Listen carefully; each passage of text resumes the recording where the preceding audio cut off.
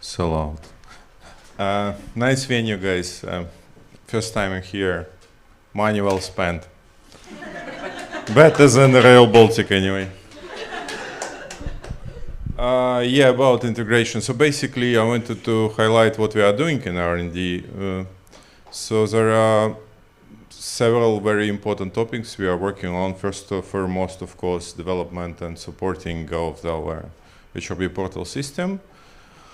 A lot of time we are now spending on security issues, I mean security compliance with all NIS2 and GDPR and all those regulations. We have to explain customers once more that we are ISO certified and security there. And we are looking for what we can improve on daily basis. There is a strategic plan for the next year, what we can do better.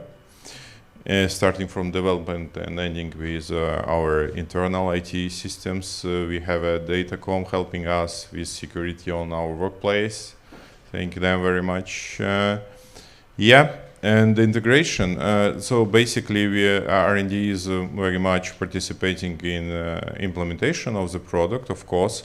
And sometimes the biggest challenge and the money-wise, the biggest time and biggest money we are spending, client is spending on the integration, especially if it's custom.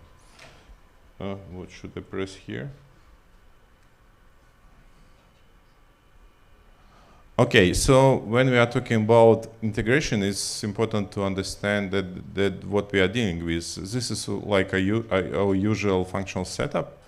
So we have our core HR. We call it core HR because it's it supports legislations and contains employee records management, personal actions, and organizational structure, compensations, all kind of stuff. Then there is like a separately time and attendance, but tightly integrated with all these absences, sick leaves, shadows, and timesheets. We have our payroll, which is obvious. What is it? And over it, we have like a self-service for managers and employees. And basically, when we integrate this with something else. And it's important to understand that if we are splitting this very tightly integrated inside models, the integration becomes much more complex. For example, sometimes we hear from our customers and the prospects that we have a very cool self-service systems. We want to integrate with your system. So, and we want to implement, for example, vacations requests there. And guys, let's call your service and you will give us a balance for vacation. And I'm saying, okay, hold on a minute. So who is responsible for legislative support? Okay, we are, because it's inside our system. What are we gonna do with sick leave import? How we gonna prolong absences that it's in your systems, each not yet approved in our system? And it becomes immediately very complicated to integrate those solutions. Even idea of having your own self-service, it's like a good from first sight, but it's terrible, honestly. I wouldn't spend time on something that is not giving you extra revenue, but just for cost saving makes no sense. Okay, and what kind of system we integrate with usually? The 99% of time we have to integrate with identity and access management or Active Directory somewhere in Azure. You probably have it, because we want to have like it depends on where is master system. Is it our system or maybe Workday or SAP, whatever system you have for your corporation? Usually it comes from your mother company. And if it's us, then we have to give the data about new hires, termination, and the position changes, everything to Active Directory, so the user can get an access. And of course, single sign-on is very much needed. Nobody wants to remember 100 passwords. And this one is more or less simple. So I put it quite an easy, because the scope of the data is more or less clear. The flow is more or less standard. Not much to worry about. It takes a week or something, unless you have user provisioning. When your IT department trying to keep all privileges in one place, and then we have to then get it automatically. So role management happens in your system, which also possible, but more challenging. Then usually, of course, if it's payroll, we are integrating with your financial system. We are exporting transaction to general ledger. Sometimes, if we have export management, expense management and business travel management, we are exporting expenses. Sometimes, if it's a master system for cost centers management, then we have to extract those cost centers and date them from financial system. But it's also a relatively easy and well-known task.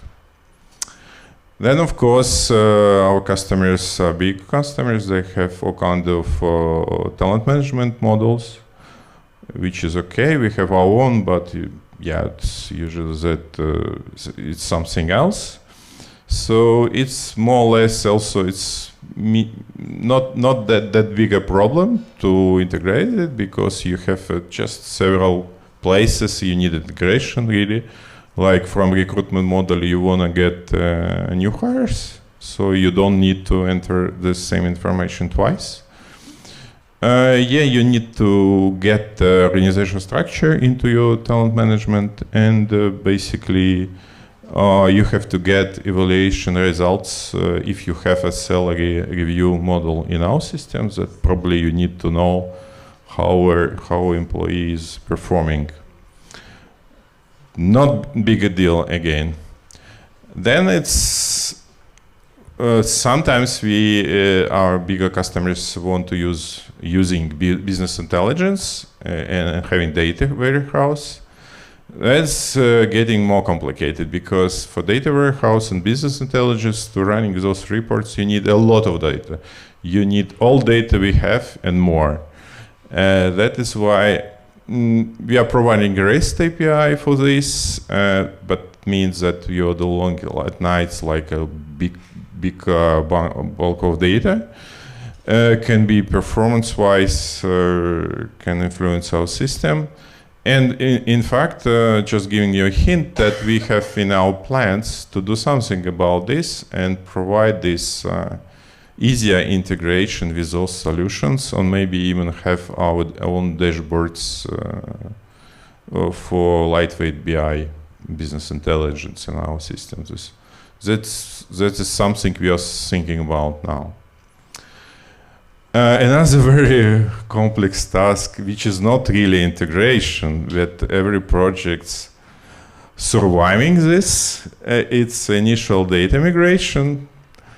And guys, yeah, we're spending months for this, and it's not a big deal. So basically, you have to get data from your legacy systems into Excel or something like that.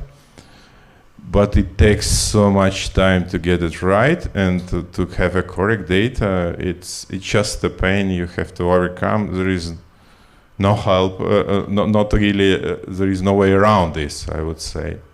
We can help you, but yeah, you have to deal with your vendors and sometimes do it manually.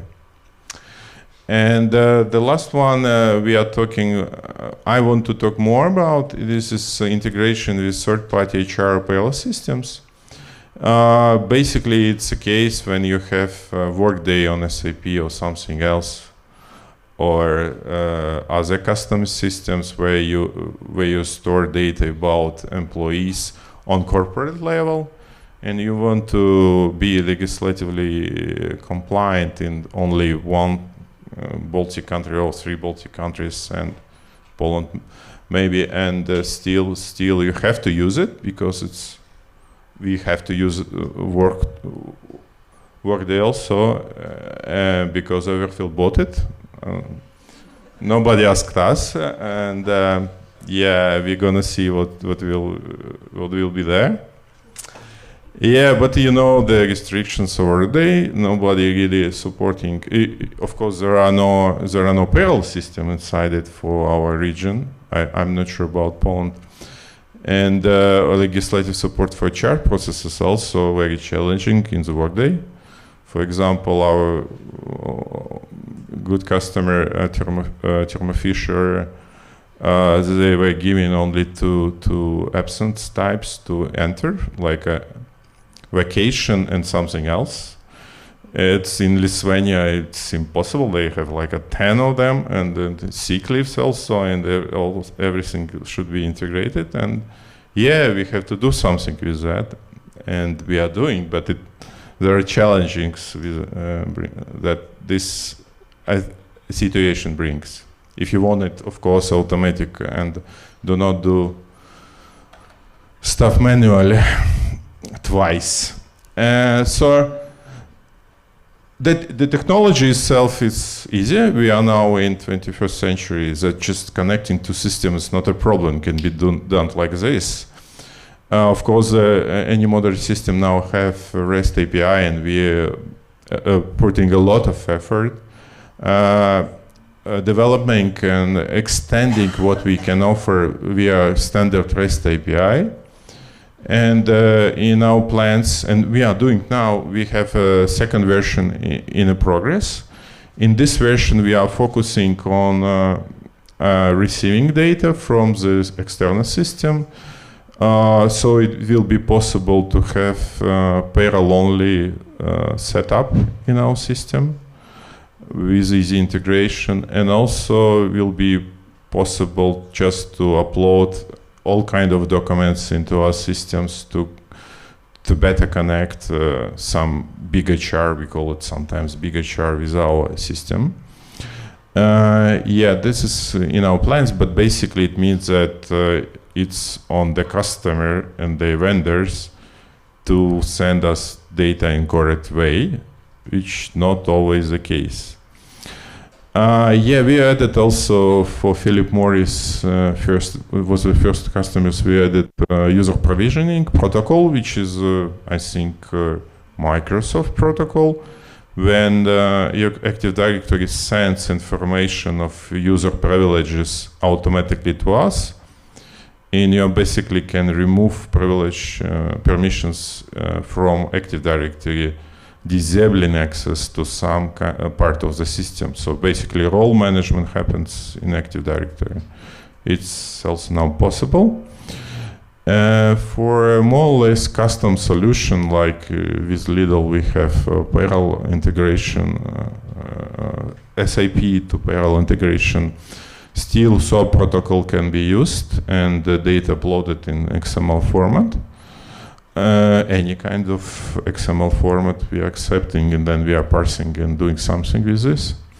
And of course, the last resort is file exchange. It's always possible to, as manually or through a secure FTP protocol, to upload any kind of file to our system. But then the main question is what to do with that. Yeah, technology is simple. Why sometimes it's challenging? First of all, integration basically means part of your business automation and digitalization process. And when you are picking us and something else, and you're plugging into your zoo of systems in your organization, you are trying to automate the whole process, which goes from one system and can change the data in several systems, like with hiring, for example. That's a small example that, for let's say, for payroll, you have to enter a bank account of your employees, and for example, in Workday, you don't have it, you don't need it. Why do you need it? And then you should decide where actually this bank account will be entered. Okay, when you're hiring, you can enter during hire, but then what to do if it changes? So should you extend your Workday self-service or other system self-service, or should you have like two different self-services? Those decisions you have made regardless of data flow, right? So you're thinking in business process terms, not just sending this data to this place. Another challenge that we are always facing, if you have more than one legal entity, and the record is 24, I think, in one system, that your legacy business processes are different, and you cannot automate 24 different business processes for hiring. So you have to align them and make them standard. It takes a lot of time, enormous effort from all your team, and you know how it happens. You have the push, there is always different styles of working for many years in different line of businesses. In HR departments, the one style, in payroll department another, and leading these changes, it's very, very hard work, and we appreciate you for doing this. And the worst that can happen, it can be started during implementation. So it means the implementation will be unpredictably long, because you have to wait for decision to be made about how your business process will look like. Then there is always a problem that those systems are ideologically different. That just it's the same but made differently, and we have like make it seamlessly work together.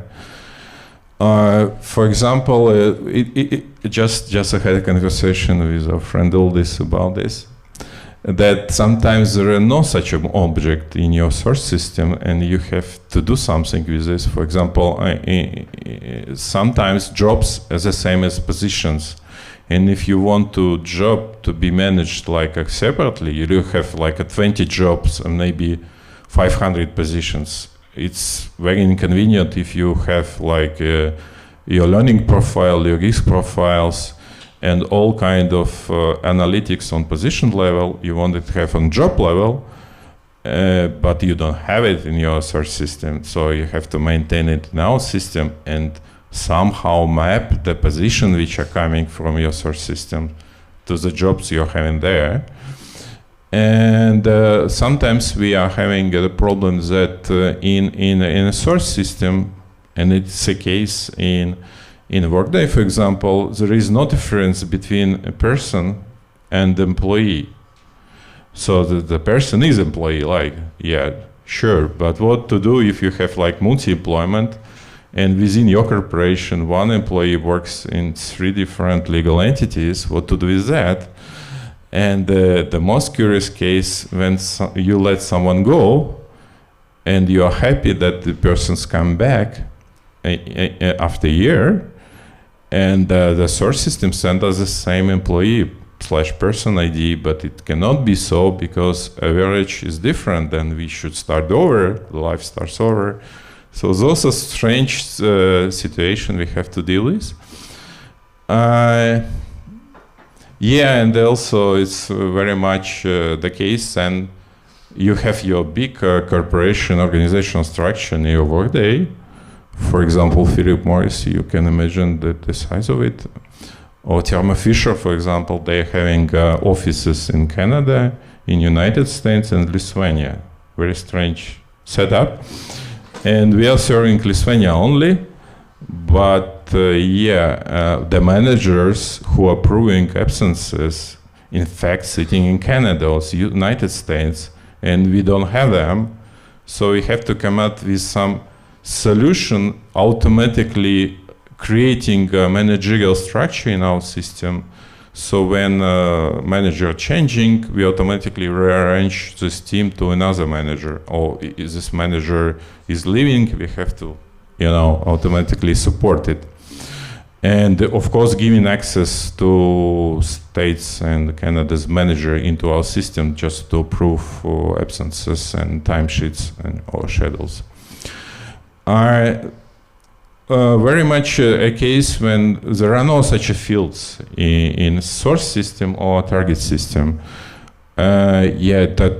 Of course, Workday does not support by default Lithuanian or Latvian legislation, so those fields are not present or have a different enumeration. For example, we are facing with Thermo Fisher that the termination reasons are like invited by corporate level HRs, but local HRs in Lithuania for reasons, reporting reasons and analytics reasons want a different list of values.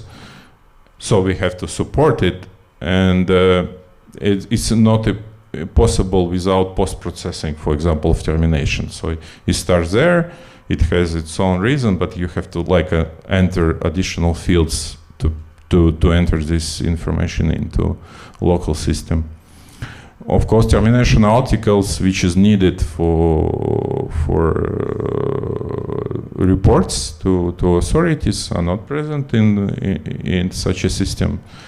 We have to be entered. No codes of profession, which we have to report again whenever we hire a change of the profession code happens. Sometimes the funny things happen that source system has FT, does not have FT, but has like a number of hours per week entered, and it means 40 hours means full FT, but it's not, because for disabled person, minor person, the number of hours is different, and you cannot really understand, is it like a full FT or still not? So those problems, we have to come up with some solution of that. Sometimes there is no sign that this is not full FT person at all, and we are getting ones everywhere. And so our customers have to sort it out in our system, those not full-time employees. Very common case that the biggest system is so expensive to maintain a change that there is no validations. So basically, there are a list of administrative rules you have to follow when you do something in your big system. And of course, human errors leads to wrong data transfer to our system. And inside our system, the data is wrong. It's very painful to make it correct, because our system, as you all know, very much integrated. And if history is broken, you have to use SQL to fix it, because combination can be just wild. Yeah, we have a very interesting case with our Lithuanian customers that they had a call center system for scheduling, very sophisticated one, professional system, and you can schedule time by 15-minute slots, and we can't do it properly in our system, so they used their own. And when we integrated it first time, we got data which violates every single legislative rule, because there was no. So basically, the customers broke the law all the time, and we had to switch from hard validation to soft validation just to pass this data into our system. Otherwise, it's just refusing to accept it.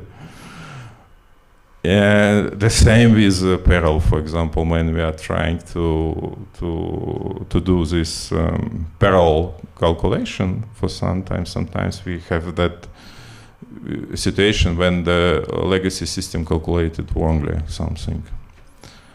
It's sometimes big surprise for the customer. Yeah, and it's happens that if there are no tight connection between data in source systems. Sometimes your data structure broken.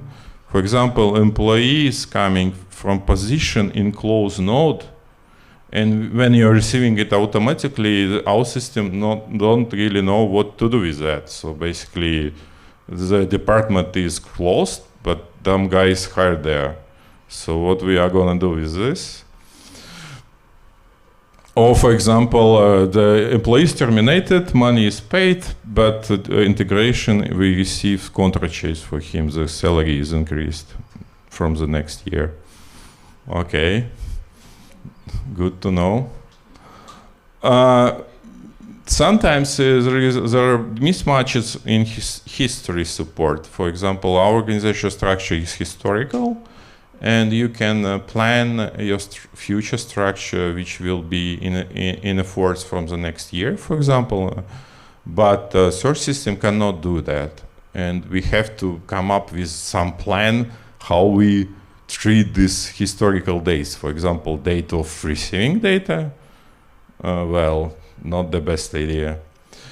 And when you cannot enter hires with future dates is also a problem, because as we all know, we have to register employee before his first day on work, and sometimes it's a challenge to do it in workday. And yeah, it's one story around that. In Workday, there is a standard mechanism how you do parallel integration. It's called patchy file. And the patchy file works in the way that it sends you changes only those deltas, what is changed, but on effective date. And for hiring, effective date is first date of work, for example, right? And we didn't get just any data for future hires, because how patchy works, and we have to rewrite the old integration to another format, which also like costly for everyone. Such thing happens.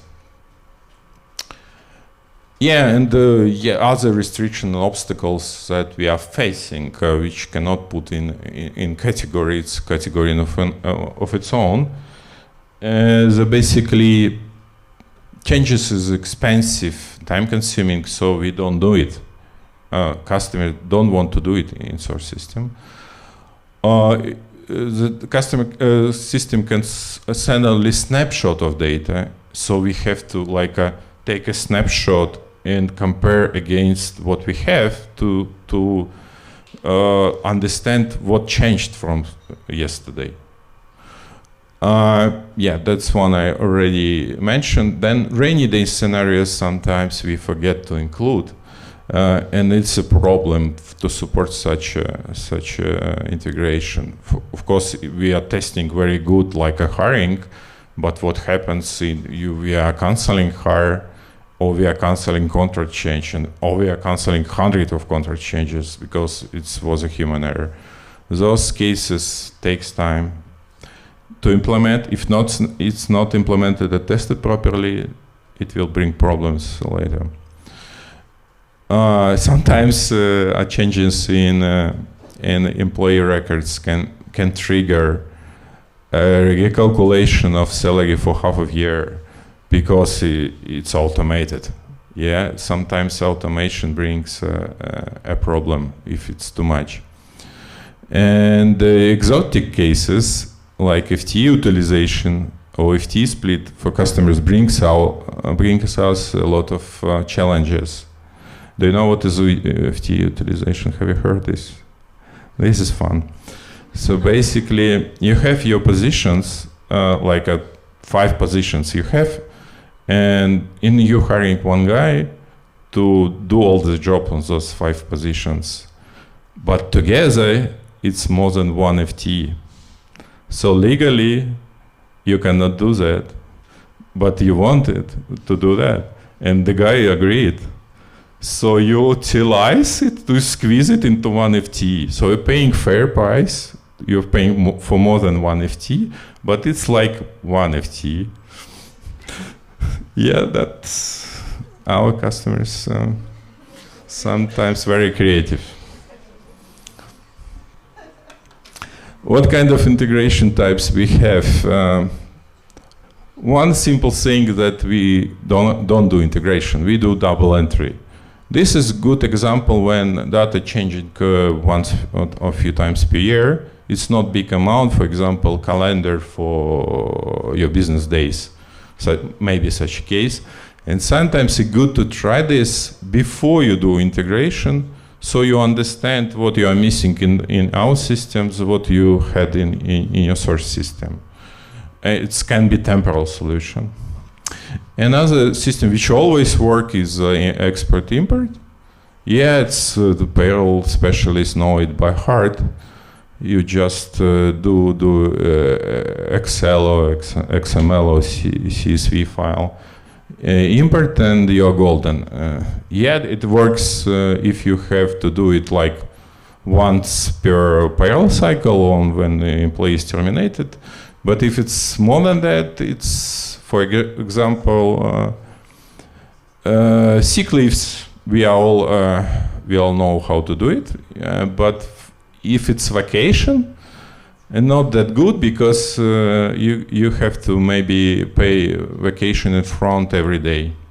If you don't have a dates, strict dates when you pay vacation advance, then you have a problem with all this import job.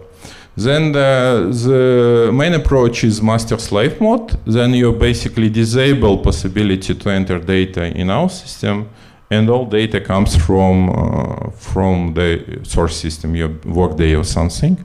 This is like a golden standard. If you can do that, then you have no problem. You enter once, and life is easy. But sometimes you have to post-process it to enter legislative data into your hiring document, for example. But still, you have to enter only delta, and your validation made in source system, it's already there. And yeah, the most complicated thing that it is possible to enter in both in your Workday, for example, as example, and in our system, the same data, and you have to synchronize this kind of complex process, but sometimes we do it. For example, in Workday, they didn't have resignation possibility, so employee can easily resign from your lovely job. And we did it in our system, but still it's possible for manager to register termination in Workday, and we are like synchronizing those two cases together. And what to do? Those are challenges, but yeah, still overcome it. So from our experience, our advice is how to deal with this. First of all, you probably have to prepare for the project, and it's always a good idea, not only for integration and overall. And you have to have like a list of your business processes you want to cover with integration, and you have to keep in mind, probably not going into details, but still have it some kind of list you can check against. Of course, the project owner is the most important human being in your projects. We value very high those people we are working with. They are very smart and bright people. We are thankful for them. Because the quality of project owner basically is the quality of end result you will have. And the most important thing for us is making decisions. So decisions should be made by you, by customers, and it should be made once, and it will affect your whole life after go live. So, and it should be fast because time clock is ticking, right? Yeah, it's better to talk to us or any other vendor about your integration early in the project timeline to figure out is there any red flags or maybe complexity that we should focus on. You make sure, yes, actually this is the first one, make sure all business processes are covered. Sometimes we forget to do one important thing, and it's what happening, go live in 1 week, and then we forgot elephant in the room, that we have implemented some huge functionality. It happens, but better to avoid it. You should talk to vendor. If you have it outsourced development tip, it's you better talk early. Because with Thermo Fisher case, it was funny. We came to guys from Canada about integration with our system and Workday, and they said, why are you doing that?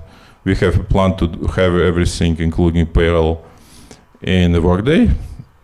For Lithuania, yes, as I understand for Lithuania too. Okay, I said, guys, you need to talk. There's not much I can do here. And it took another few months to convince everybody that having payroll for Lithuanian Workday, well, it's not maybe the brightest idea. You can imagine amount of money and effort needed. Yeah, and when you are integrating, basically, we are helping you, of course, and we are doing this, but you have to measure how much automation you need in this case. Maybe you can live with double entry, maybe you need it, even if it's complex, it's just so painful for you that we should did it before go live, otherwise your life will be hell. Then yes, no question asked. Yeah, of course,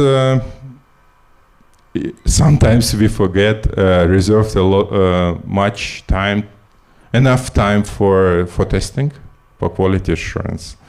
And then it's starting, then week before go live, everybody just working overtime, testing everything. So should be well thought about this.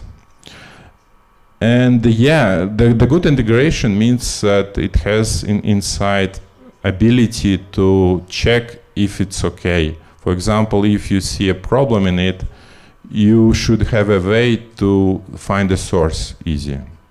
So those logs and to-do lists should be there. If it's not, if you lack visibility in the integration, you may experience big problems after it's done. Yeah, that's it. Thank you. So, if you would have to name the most important factor for successful integration from the client side, which would that be? Project owner. It's all.